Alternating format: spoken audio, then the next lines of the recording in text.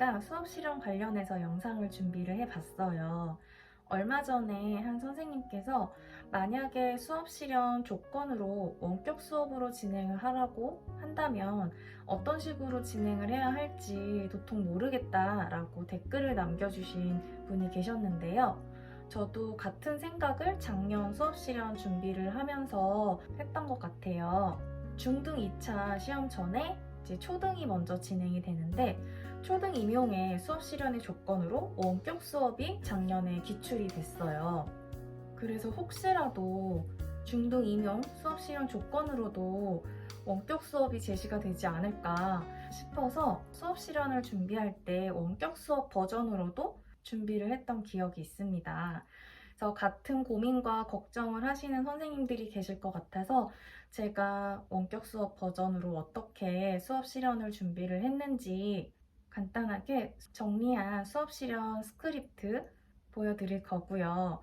그리고 저는 현직에서 이미 이제 교사 생활을 하고 있었던 안돌리쌤하고 주주쌤한테 실제적으로 학교에서 원격 수업이 어떻게 진행이 되는지 얘기를 들었어요.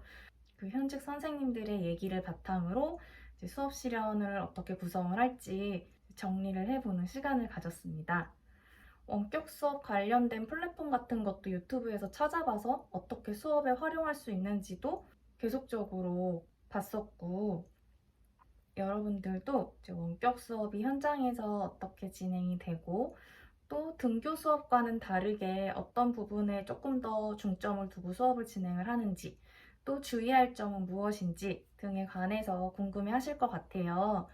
그래서 그런 부분들 제가 정리해서 여러분들에게 안내해 드리도록 하겠습니다. 우선 원격 수업에 관해서 전반적으로 말씀을 드려볼게요. 그래서 코로나19 사태가 발생을 하게 되면서 원격 수업이 진행이 되게 됐는데 아무래도 원격 수업이다 보니까 학생들의 수업 집중도가 낮아지는 문제가 발생을 하는 게 가장 큰 문제인 것 같아요. 그로 인해서 학업 격차도 발생을 하게 되고 또 수업에 학생의 참여가 저조하다는 그런 문제들이 많이 발생을 하고 있습니다. 그런데 이러한 문제들은 원격 수업뿐만 아니라 등교 수업에서도 수업 중에 잠자는 아이도 있어 왔고 또 수업에 참여하지 않은 아이들도 항상 있었어요. 그래서 이런 안 좋은 상황 속에서 교사가 학생을 포기하지 않고 이제 끝까지 책임감을 갖고 수업을 끌어가야 한다는 게 이제 가장 큰 포인트인 것 같습니다. 학교마다 원격 수업을 진행하기 위해서 사용하는 플랫폼들이 달라요. 안돌리쌤 학교 같은 경우에는 구글 클래스룸을 기반으로 해서 원격 수업이 진행이 됐었고 저희 학교 같은 경우에는 EBS 온라인 클래스로 원격 수업을 진행을 했어요. 원격 수업에 어떤 플랫폼을 사용하건 교사가 가장 신경 써야 될 부분은 학생들이 수업에 참여하게끔 이끌어내야 하는 부분인 것 같아요. 아무래도 대면 수업이 아니다 보니까 학생들도 수업에 대한 집중도가 떨어지기도 하고 원격 수업에 참여하는 출석률 자체도 굉장히 저조해요. 그래서 이런 문제들을 교사가 조금 더 세심하게 챙겨야 되는 부분인 것 같아요. 원격 수업을 진행하면서도 학생들의 참여를 이끌어낼 수 있는 방법들이 있는데요. 우선은 그 온라인 플랫폼 상에서 학생들이 이제 마이크를 켜고 직접 자신의 의견을 얘기할 수 있는 발표 기능도 있고요. 또 이제 손들기 기능이라는 것도 있어서 학생들이 이제 수업에 잘 참여하고 있는지를 교사가 중간중간 체크를 할 수가 있어요. 또 원격 수업을 할 때 학생들의 동기를 유발시킬 수 있는 참고 영상들도 바로바로 공유할 수 있는 장점도 있는데요. 교사가 어떻게 수업을 구성하고 준비하느냐에 따라서 학생들에게 흥미있는 수업을 제공을 할 수가 있습니다. 그리고 여러분들 면접 준비하시면서 아마 온라인 플랫폼 수업 도구 같은 것도 아마 다들 한 번쯤은 검색해 보셨을 텐데요. 패들렛이 그나마 가장 보편적으로 사용하는 온라인 수업 도구인 것 같아요. 그래서 담벼락처럼 화면을 사용을 해서 학생들이 웹상에 포스트잇을 붙여 넣어서 그 안에 사진도 업로드하고 그 사진을 보고 댓글을 달고 자신의 의견도 쓰고 친구들과의 의견도 주고받고 할 수 있는 수업 도구이거든요. 이런 다양한 온라인 수업 도구를 수업에 활용을 할 수가 있습니다. 온라인으로 수업을 시작을 할 때 먼저 가장 첫 번째로 해야 될 점은 먼저 온라인상에서의 규칙을 항상 언급을 해야 한다는 점이에요. 아무래도 카메라를 켜고 서로의 얼굴이 공개되는 상황 속에서 수업이 진행되기 때문에 그 카메라에 자신의 얼굴이 비춰지는 걸 굉장히 부담스러워하는 학생들도 있고, 또 장난으로 친구들의 얼굴 사진을 캡처해서 공유하는 문제들도 발생을 하게 돼요. 그래서 이러한 점은 확실하게 수업 전에 교사가 학생들에게 안내를 해주어서 온라인상에서의 예절과 규칙을 꼭 지킬 수 있게끔 언급을 해주는 것이 중요하다고 생각을 합니다. 원격 수업으로 수업이 진행이 될 때 정말 가장 힘든 부분은 학생들이 늦잠을 자거나 아니면 쉬는 시간에 깜빡 졸다가 수업에 못 들어오는 경우가 굉장히 많이 발생을 해요. 그래서 저 같은 경우에는 원격 수업 주간일 때는 학생들에게 교시별로 알람을 맞춰 놓으라고 해요. 집에서는 수업 시작 종과 끝나는 종이 울리지 않기 때문에 아이들이 정말 까딱하다가는 수업에 지각하거나 결과 처리되는 상황들이 굉장히 많이 발생을 하거든요.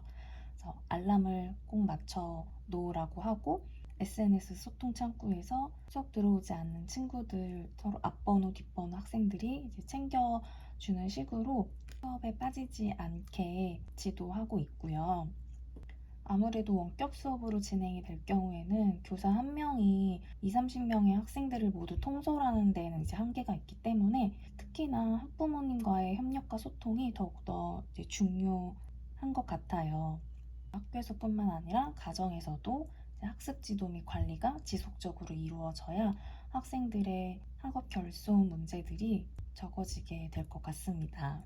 또 원격 수업에서 집에 갑자기 인터넷이 되지 않는다거나 아니면 컴퓨터가 고장났거나 하는 친구들 같은 경우에는 이제 수업을 들을 수가 없게 되는 상황에 처하게 되는데, 그럴 때는 이제 학교에서 여분의 태블릿 PC를 대여를 해주는 경우도 있고, 학교로 나오라고 해서 학교에서 수업을 들을 수 있게끔 안내를 해주어서 학생이 이제 수업을 놓치지 않도록 최대한 지원해주고 있습니다. 원격 수업하면서 가장 큰 문제가 정말 학생들이 카메라를 켜지 않는다는 거예요. 그래서 카메라를 끄고 이제 수업에 집중하지 않고 딴짓을 하는 친구들도 많고, 본인의 얼굴을 공개하는 거를 부끄러워해서 카메라를 켜지 않는 학생들도 굉장히 많은데, 정말 카메라를 켜느냐 안 켜느냐에 따라서 수업의 집중도가 정말 달라지거든요.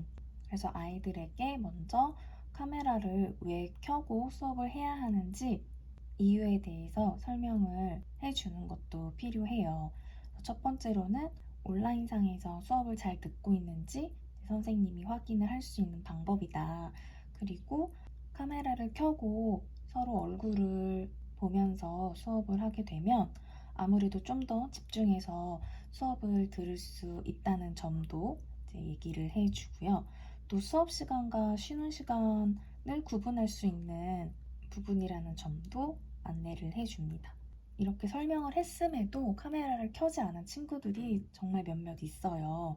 그래서 그런 학생들 같은 경우에는 손들기 기능을 이용해서 수업을 듣고 있는지 안 듣고 있는지 지속적으로 확인을 하거나, 아니면 채팅창에 소통을 하면서 수업에 참여하고 있음을 지속적으로 확인을 하는 방법도 있습니다. 저는 원격 수업 진행할 때 아이들이 이제 얼굴을 보여주기 싫다고 해서 카메라를 끄고 있는 경우가 많아요. 그래서 그럴 경우에는 이제 너무 부담이 되면 마스크를 끼고 수업을 들어도 된다고 안내를 하거나, 아니면 내가 이제 수업에 집중하고 있다는 걸 보여줄 수 있게끔 카메라를 이제 손 쪽으로 향해서 손에 비추어서 이제 켜고 있으라고 안내를 하기도 합니다. 그래서 종합적으로 정리를 해보자면, 원격 수업에서 학생의 참여를 이끌어낼 수 있는 방안으로는 우선은 컨텐츠 수업보다는 실시간 쌍방향 소통 수업을 중심으로 수업이 이루어져야 되겠고, 이제 두 번째로는 그 플랫폼 상의 기능을 최대한 활용하는 방법이 있는데요. 채팅창에 댓글을 달거나 또 손들기 기능을 활용해서 계속적으로 학생이 수업에 참여하고 있음을 확인을 할 수가 있습니다. 등교 수업에도 마찬가지지만 원격 수업을 할 때에도 교사가 일방적으로 지식을 전달하기보다는 학생들과 상호 소통하면서 적극적으로 피드백도 주고 무엇보다도 학생에 대한 애정과 관심, 사랑이 뒷받침되어야 되겠죠. 온라인 수업에 참여하지 않은 학생들이 있다고 해서 포기하지 않고 끝까지 애정과 관심을 갖고 학생들이 수업에 참여할 수 있도록 교사는 노력을 해가야 할 것입니다. 또 필요하다면 학교에 등교하도록 해서 대면 지도를 실시할 수도 있고요. 미술교과에서 원격 수업을 어떻게 활용했는지 간단하게 말씀을 드리자면 저는 이제 학사 일정이 나오면 그 학사 일정에 맞춰서 수업 계획을 짰어요.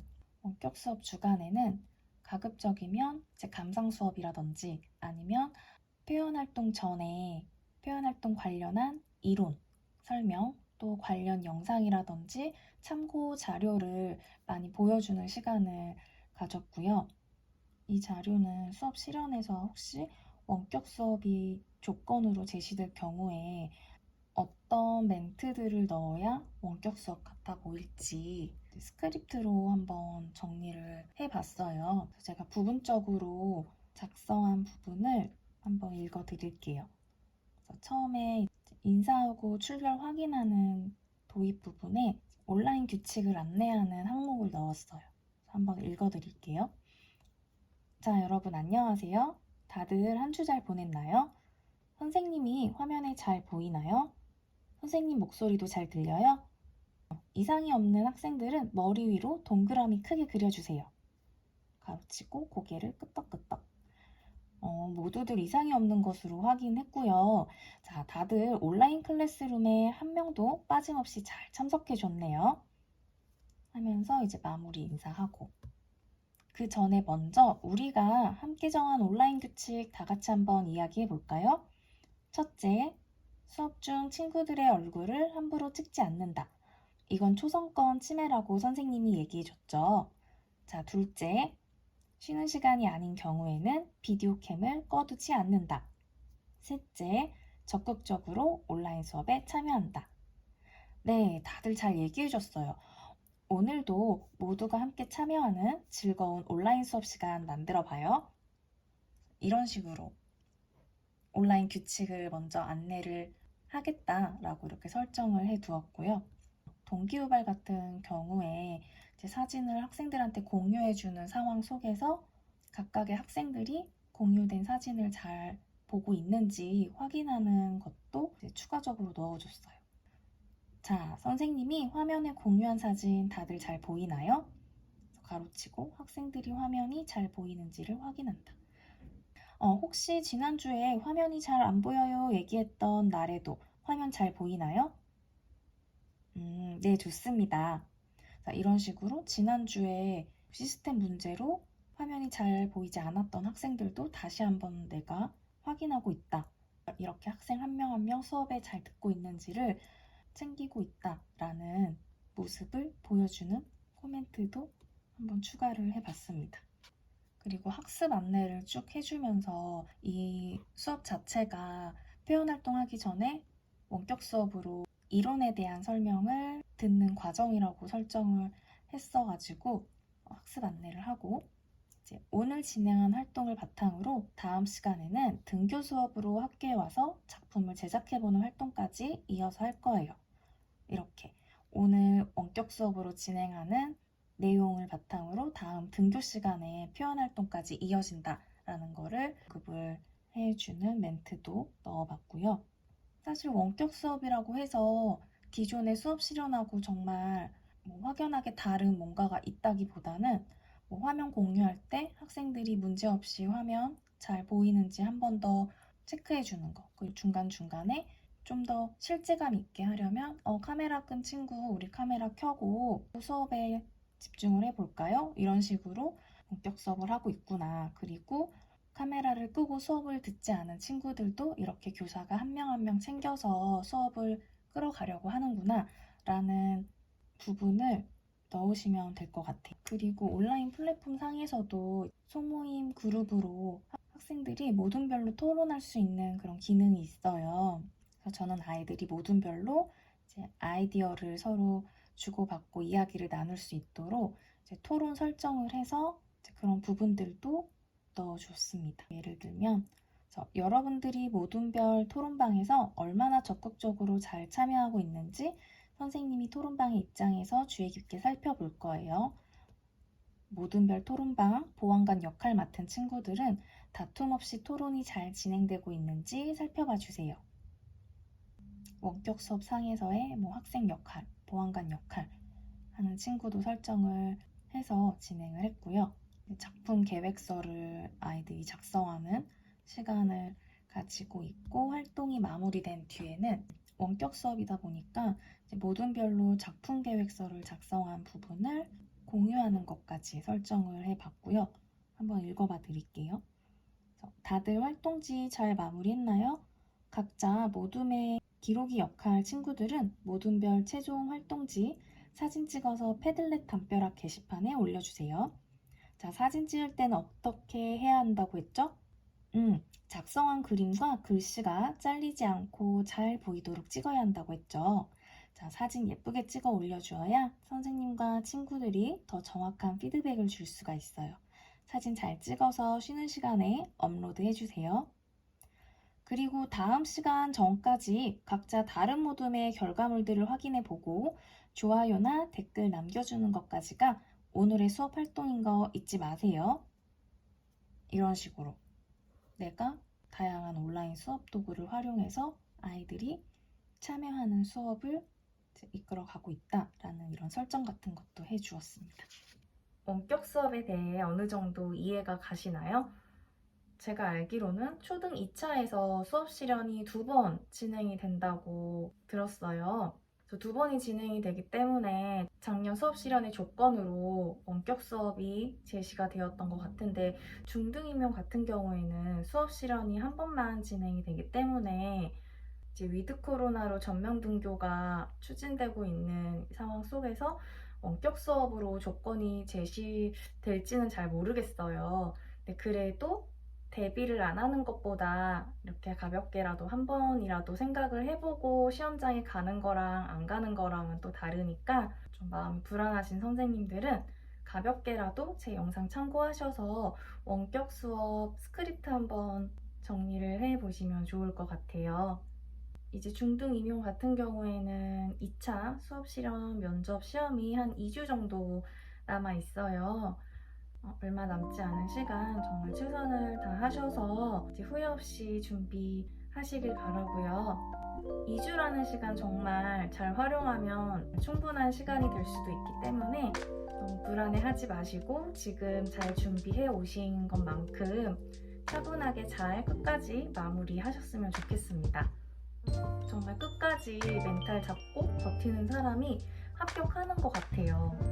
힘드시겠지만 정말 정신 바짝 차리시고 정말 존버 하시기를 바라겠습니다. 힘내세요. 그럼 다음 영상에서 다시 만나요. 안녕.